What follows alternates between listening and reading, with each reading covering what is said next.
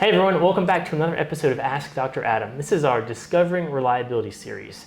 Today I'm joined by the one and only Dr. Mike Bixenman, who is a subject matter expert in cleaning and reliability. Today we're going to be talking about SIR, what it is, and the importance of it in objective evidence. So stick around because you won't want to miss this.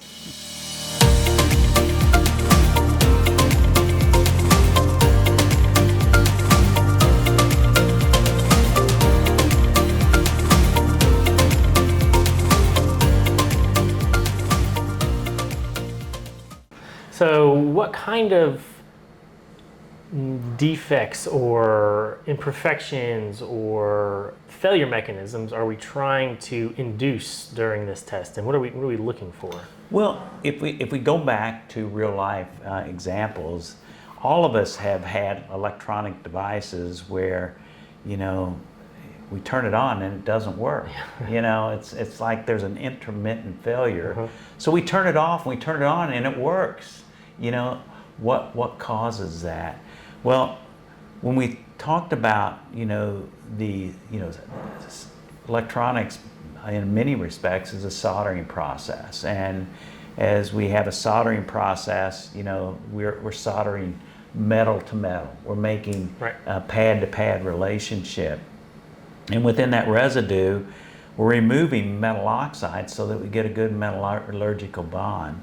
And so part of what we look at is that if those metals have a path to migrate, and if a metal from, let's say, a cathode grows to the anode, it actually causes a short, which causes the device to actually fail.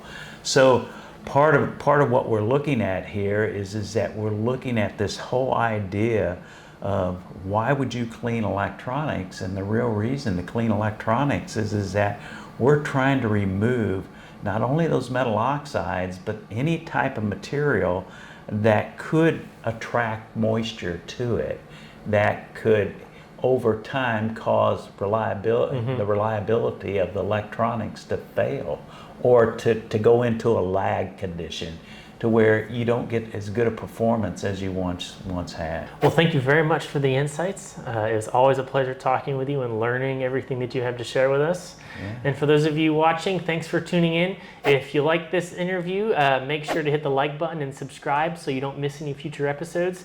You can always leave your questions or comments in the comment section below, or you can send them to askdradam@kaizen.com. Stay clean.